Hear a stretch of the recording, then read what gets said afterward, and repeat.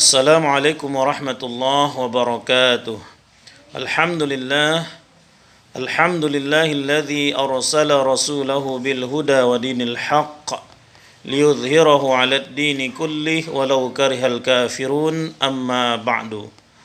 Sahabat Ustadz Najam dimanapun Anda berada yang dimuliakan Allah Subhanahu wa ta'ala, pada kesempatan ini Ustadz akan menyajikan tahsin dan tadabbur ayat. Kita pilih ayat-ayat yang diawali dari Ya ayyuhan nas. Pada kesempatan ini surah Al-Baqarah ayat 21. Mungkin sahabat bisa untuk menyimaknya dari rumah. A'udzu billahi minasy syaithanir rajim.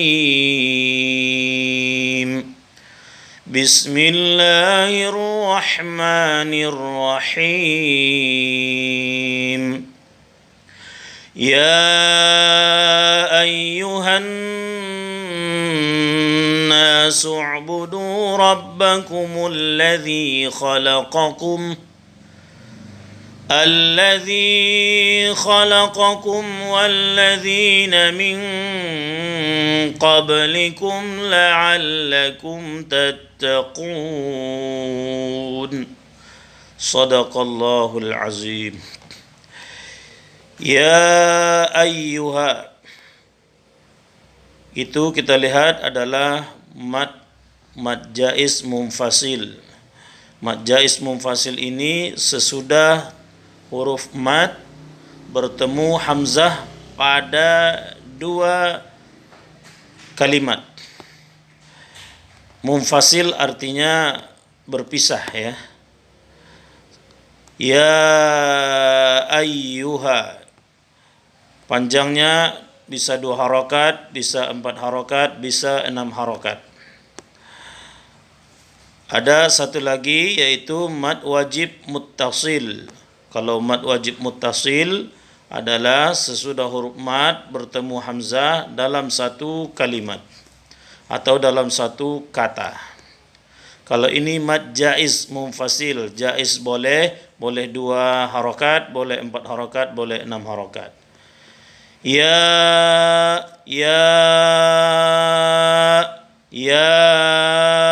ayyuhan anna. Nun bertasdid. Nun bertasdid gunnah.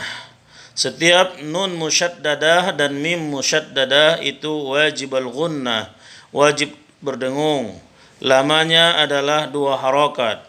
2 harokat kita dengungkan di hidung kita. Ini termasuk sifat khayshum. Ini makhraj khayshum di pangkal hidung. Ya ayyuhan na ya. Kemudian su'budu, budu, du mad ya, panjang ya. Ya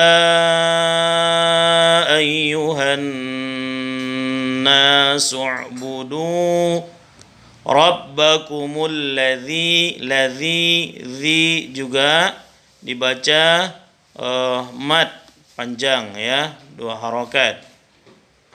Ladzi kita lihat makhraj huruf zal, makhraj huruf zal, ujung lidah menempel ke bawah 2 gigi seri atas, ladzi di ujungnya, ladzi. Huruf zal sama dengan huruf tha, ladzi ya. Khalaqakum kha ya, kha.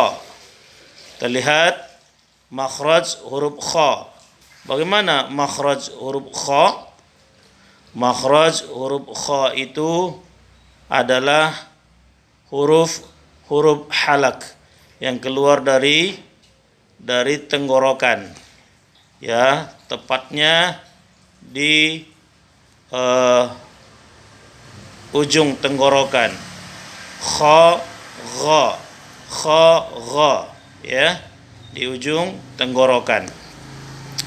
Kemudian ladzi mat, ya, mat asli. Min qablikum, nun mati, nun sukun bertemu qaf. Nun sukun bertemu qaf, yaitu ikhfa. Ikhfa hakiki. Min qablikum, dengung ya. Min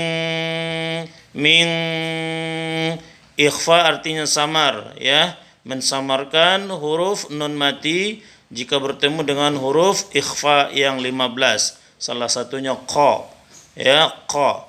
Jadi dibaca min qablikum la'allakum tattaqun. Qun, mad arid lis sukun, ya. Panjangnya boleh 2 harokat, boleh 4 harokat, boleh 6 harokat. La'allakum tattaqun. Ya, baik. Ini dari segi mad, dari segi tahsin, ya, dari segi tahsinnya. Kita lihat dari segi tadabbur. Ayat-ayat yang diawali Allah dari ya ayyuhan nas, pertama itu ayat-ayat yang karakternya turun kepada ahli Makkah. Ya ayyuhan nas. Kalau untuk orang beriman, ya ayyuhalladzina amanu, turunnya di Madinah. Kalau ya ayyuhan nas itu turunnya di Makkah. Yang kedua, an-nas ini sebuah jawaban bahwa Al-Quran itu sifatnya universal untuk seluruh manusia. Bukan hanya orang Islam, bukan hanya orang beriman, yaitu seluruh manusia. Apapun agamanya, apapun bangsanya, pedomannya sebenarnya adalah Al-Quran. Jika memang ingin selamat, ya berpedomanlah kepada Al-Quran. Ya ayuhan nas. Selanjutnya, apa himbauan Allah di ayat ini? Ya ayuhan nas, pertama, u'budu rabbakumul ladzi khalaqakum walladzina min qablikum. Sembahlah Tuhanmu yang telah menciptakanmu dan menciptakan orang-orang sebelum. Kewajiban untuk mengibadahi Allah Subhanahu wa taala. Kewajiban untuk mengesahkan Allah Subhanahu wa taala dalam peribadatan. Inilah tauhid. Tidak boleh menyembah selain daripada Allah Subhanahu wa taala. Kita hanya menyembah kepadanya, kepada Allah Subhanahu wa taala. Penyembahan yang ikhlas, ibadah yang ikhlas semata untuk Allah Subhanahu wa taala. Wa ma umiru illa liya'budullaha mukhlishina lahuddin. Dan tidaklah aku perintahkan kecuali untuk menyembah kepada Allah mukhlishina lahuddin, ikhlas dalam peribadatan mereka. Juga kita lihat dalam surah Az-Zariyat, wa ma khalaqatul jinna wal insa illa liya'budun. Tidaklah aku ciptakan jin dan manusia kecuali untuk menyembah kepadaku. Kewajiban untuk beribadah kepada Allah adalah manusia dan jin. Karena mereka ini makhluk yang diberikan Allah potensi untuk beribadah kepada Allah Subhanahu wa taala. Dan dua makhluk ini pula lah nanti akan masuk surga, dan dua makhluk ini pula lah nanti akan dimasukkan ke dalam nerakanya Allah Subhanahu wa taala. Beribadah kepada Allah Subhanahu wa taala dengan ikhlas, murni untuk mentaati Allah Subhanahu wa taala. Ibadah secara umum terbagi dua, ada ibadah mahdhah, ada ibadah ghairu mahdhah. Ibadah mahdhah adalah ibadah yang sudah ditentukan syarat dan rukun dan kaifiatnya. Sedangkan ibadah ghairu mahdhah adalah ibadah yang tidak ada ketentuan, tidak ada syarat, kaifiat dan rukunnya. Maka di antara ibadah-ibadah itu, ibadah tersebut ada 4. Yang pertama ibadah qalbiyah, ibadah hati kepada Allah Subhanahu wa taala. Keikhlasan kepada Allah. Semua ibadah-ibadah itu rukun yang pertama adalah ikhlas karena Allah Subhanahu wa taala. Baik itu berwudu, salat, puasa, zakat, haji, umrah dan lain sebagainya.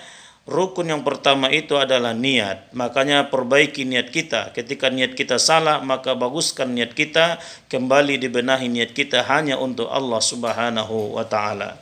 Kemudian yang kedua, ibadah badaniyah, ibadah badan kita. Silaturahim, ibadah badaniyah. Birrul walidain, ibadah badaniyah. Salat, ibadah badaniyah. Dan lain sebagainya. Yang ketiga, ibadah qauliyah. Istighfar kita, tasbih, tahmid, takbir, tahlil. Subhanallah, walhamdulillah, wa la ilaha illallah, wallahu akbar.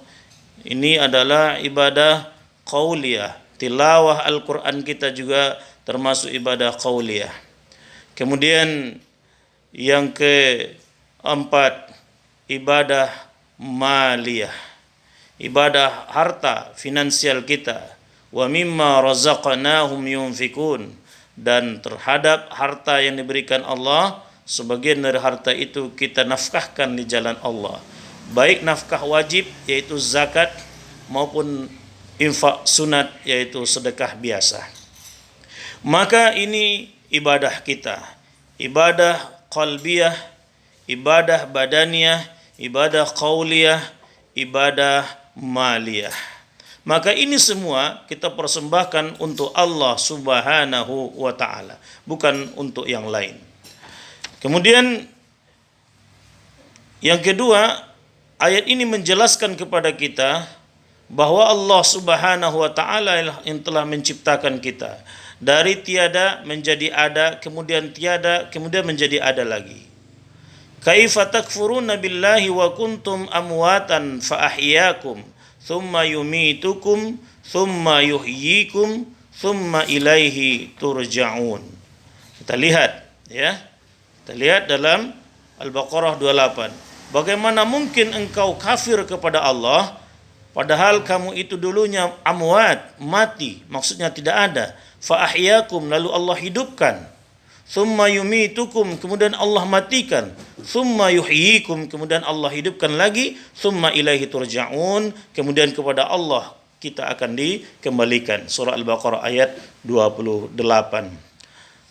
Kita tiada menjadi ada, kemudian tiada, kemudian menjadi ada lagi.